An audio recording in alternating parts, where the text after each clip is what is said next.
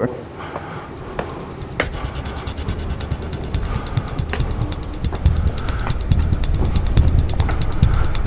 ready? Some chill.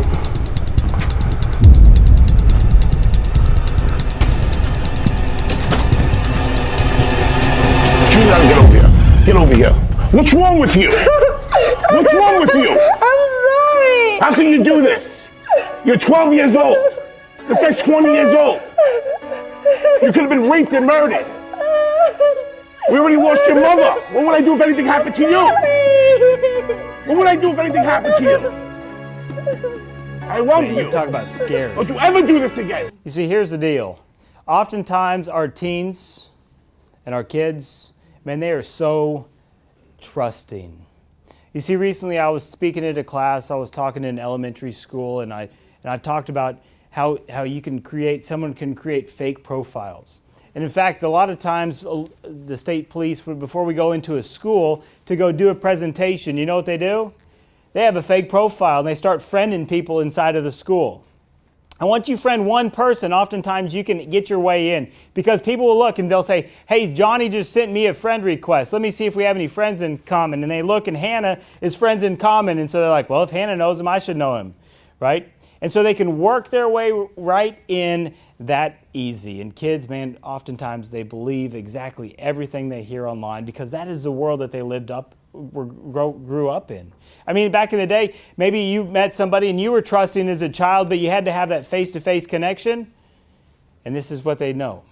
And so if they see the picture, oftentimes, man, they'll fall for it every single time. And it's dangerous. It's a dangerous, dangerous world. And if you're not there to look and to watch and to monitor, man, it's scary stuff.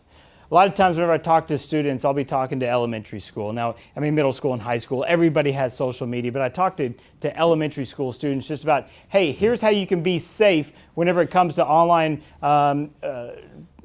safety, different people that you end up meeting. And so I just ask them beforehand, I mean, all of us pretty much have a digital footprint, a digital online citizenship. So I say, hey, who has an iPhone or an iPad? And the number of hands that go up, man, it's staggering. In fact, I was here earlier and I was talking to one of the young ladies that are sitting over here. I'm not going to call her out, but she said, all of my friends have what? Okay, I'm not going to call her out, but she's going to say, all of my friends have phones except for who?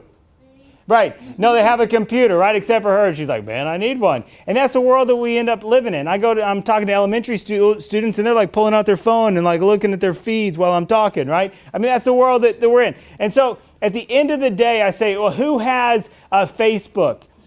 Now, how many kids end up having Facebook now? Some, right? Now, not many. Why not? Why not Facebook?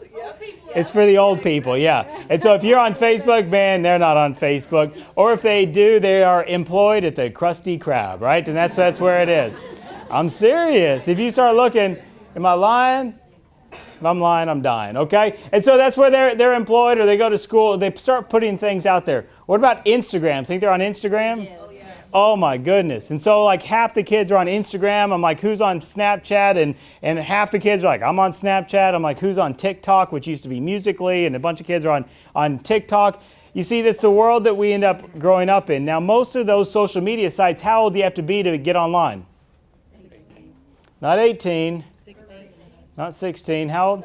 Most of them are 13 years old. The majority of them are 13 years old. So here's the problem. I'm talking to elementary students. I'm talking to an 8-year-old, all right, that gets online and says, hey, here's my birthday, but I'm 13 years old, all right. Fast forward 5 years, they're now 13 years old, but online, how old are they?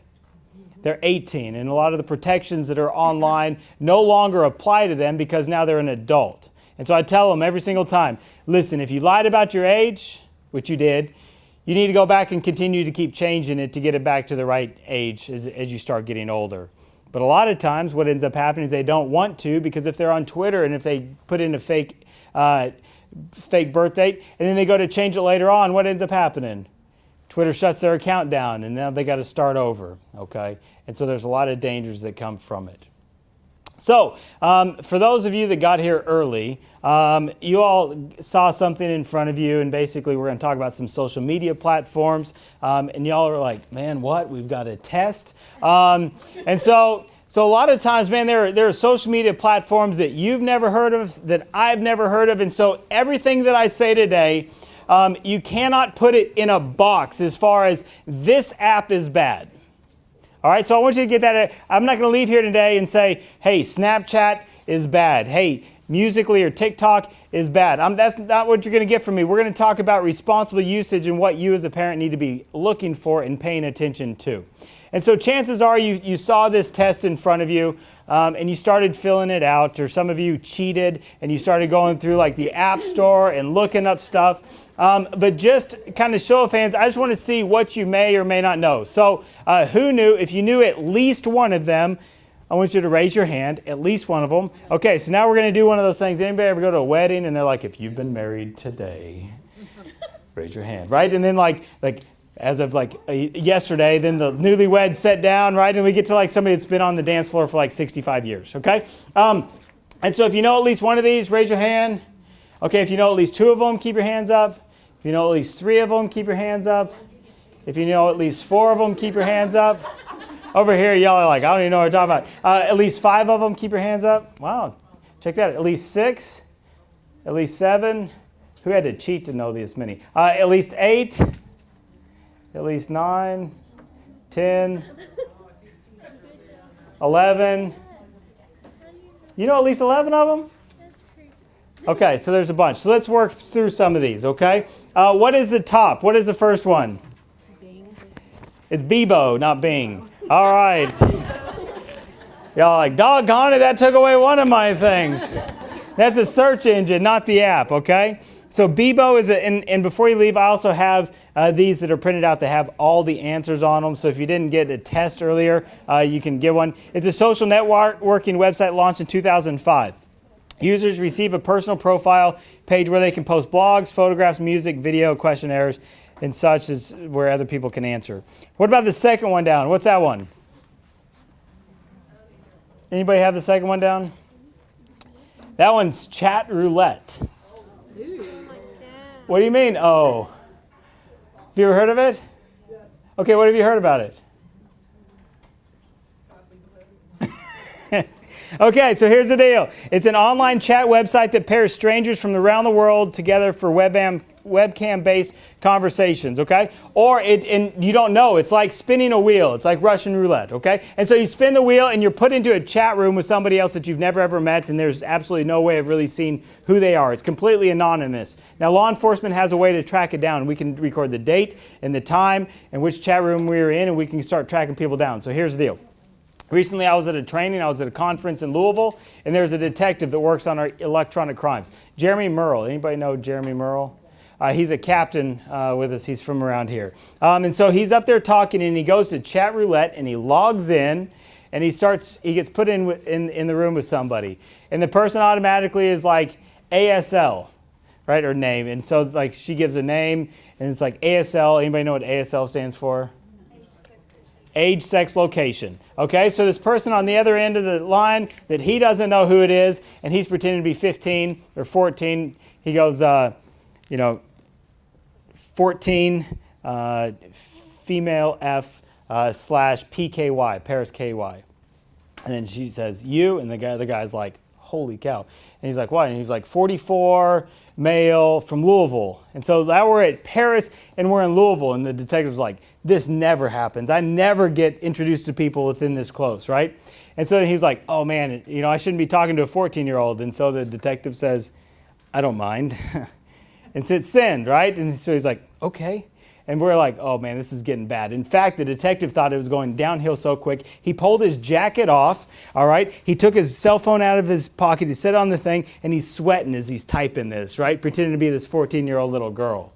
And so finally, partway through it, he said, man, I was just waiting. I thought I was going to have to shut it down, that he was going to send something. But a lot of times what kids will do, or what people will do, is they'll get into that chat room, and then they'll try to take them from that over to a messaging app. And so it could be Instagram, it could be Facebook, it could be TikTok, it could be Kick Messenger. They'll try to move them someplace. That way they can continue to talk with them, because as soon as they close out, they're not going to know who is on the other end.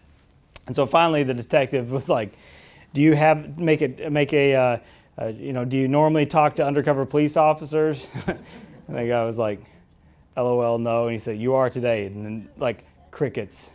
And then on the other phone, he said, or on the other line, he said, I didn't do anything wrong. He said, I know, I'm just using this for an example. You're in front of like 400 people at a conference. And he was like, oh, all right. And so he's like, we're in Louisville. You want to meet up? And the guy's like, no. But anyways, number 3 is draw something. So it's like an online version of Pictionary. Nothing wrong with that.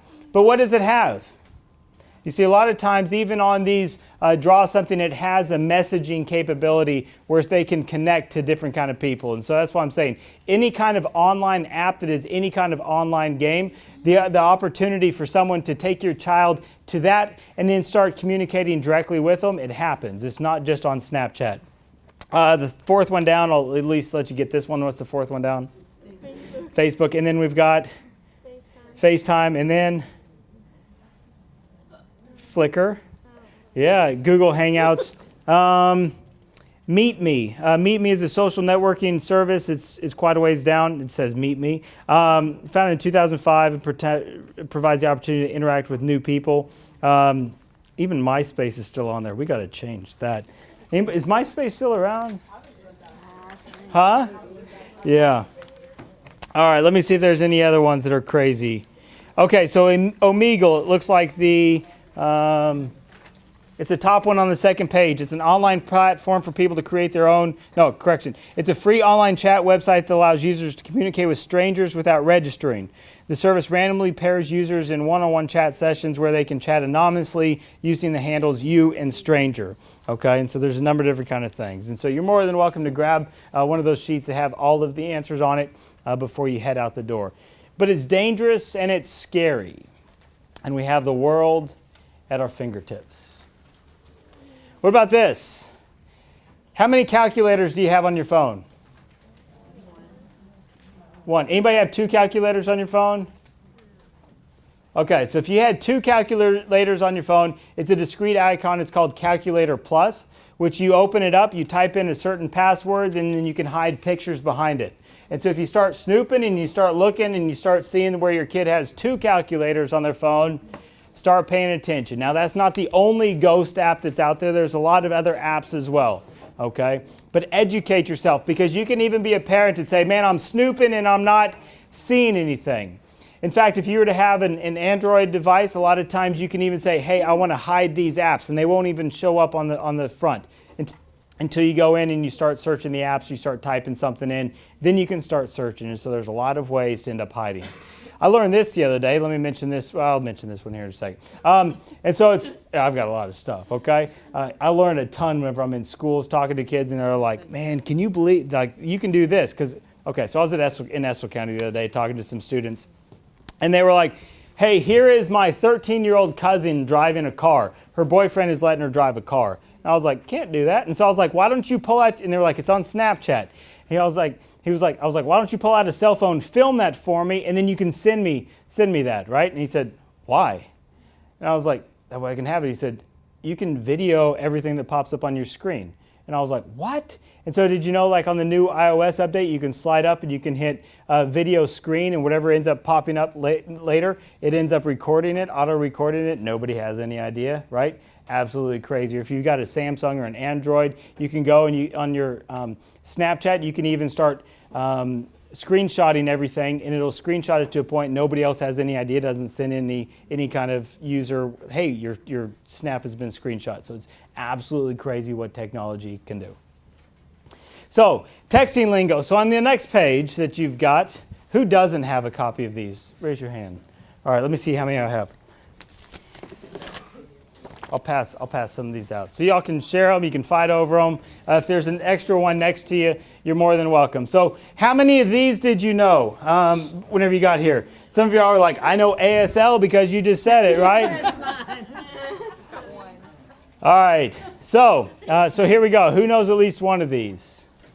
All right, at least 2 of these, at least 3 of these, at least 4 of them. All right, at least 5. Maybe you're lost. Now, this is not an all-encompassing list. This is just some that we've come across that we've finally figured out what they ended up meaning. So, let me get my study guide here.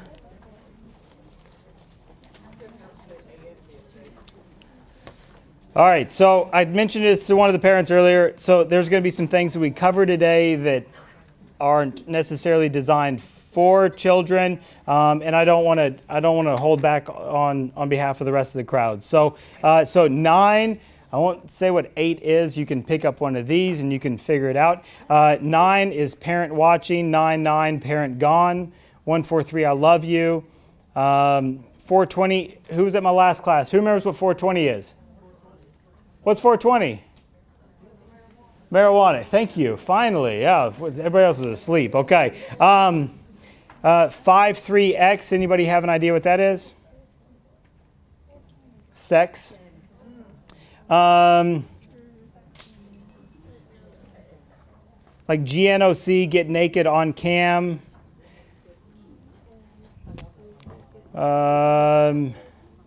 MOS, mom over shoulder. Hopefully we've got a lot of moms over the shoulder. All right. PAW, parents are watching. TDTM, talk dirty to me. All different kinds of things. And so before you leave, you can pick it up. It's got all of the answers on there, so you can take it. All right. And the other thing I'm going to encourage you to do is not just stick with this, but also to get online and start asking, like, what kind of acronyms, what kind of short things are teens using to start telling and talking, because it's out there. So, your online life. You have an online life, chances are. I have an online life, maybe except for this phone that you've got. And we don't have to worry about that one. But we have all different kinds of things. So there's some risky behaviors as well, and this applies to you, to me, and to our kids. Sending mean or rude messages, sharing inappropriate photos, talking about adult subjects, and visiting adult sites. So here's one of the things that we see a whole lot, all right? And this is called sexting. Now, sexting would be whenever you start taking an intimate photo and you start sending it to somebody else. Now, here's the deal. The average age of the pictures that we are investigating that are out there where someone is sexting is 12.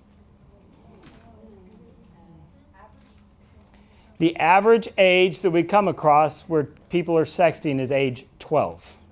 All right, which means that there's all the high school years way later, and the average age is 12. And so keep that in the back of your mind.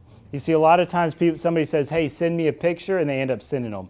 Middle school is one of the highest times that it is done. All right? So I want to show you a video. This video, man, it makes my stomach kind of cringe. I'm a dad. I've got 2 little girls. So take a look.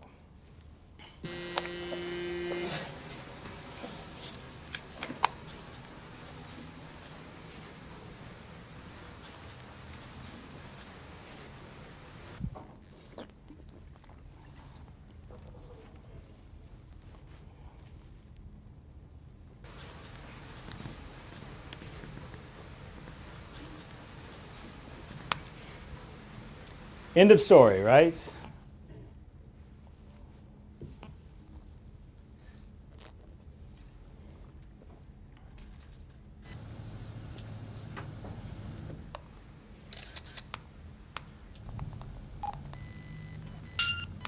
I'm saying last. You forget? You know I'm sticking out. It's too early, right?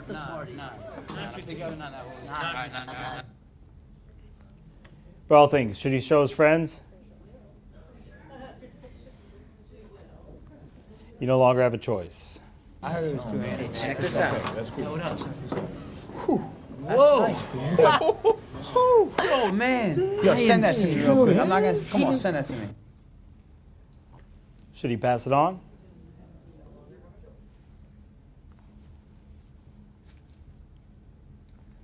Man, you a pimp. Yo, you blow that full screen. Look at that, boys. Check that out, boys. I had to send this to Mark. Send that out now.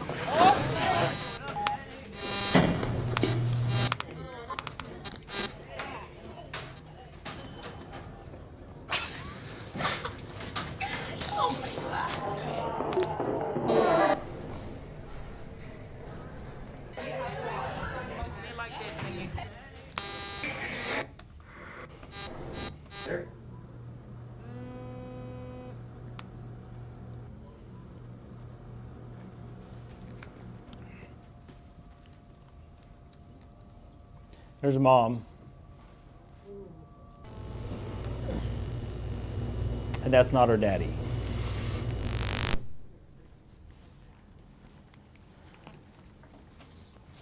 See, think before you post. Unfortunately, that's the world that I live in. You see, we investigate crimes where someone sends out a picture and then somebody starts blackmailing them, somebody starts sharing their image, and before we know it, that picture that they thought they were sending to their boyfriend or their girlfriend that they shouldn't have sent in the beginning is now sent to the entire school. What do you think ends up happening then?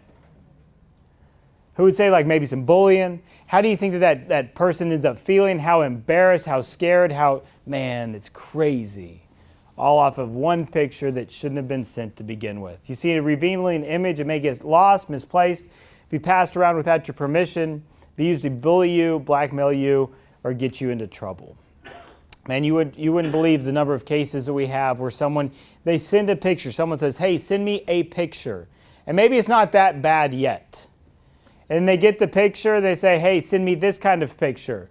And they go, I don't want to send you that kind of picture. And the person on the other end goes, send me that picture or I'm going to send this picture to your school. What ends up happening then? You see, the end of it never ends up coming. It's called sextortion.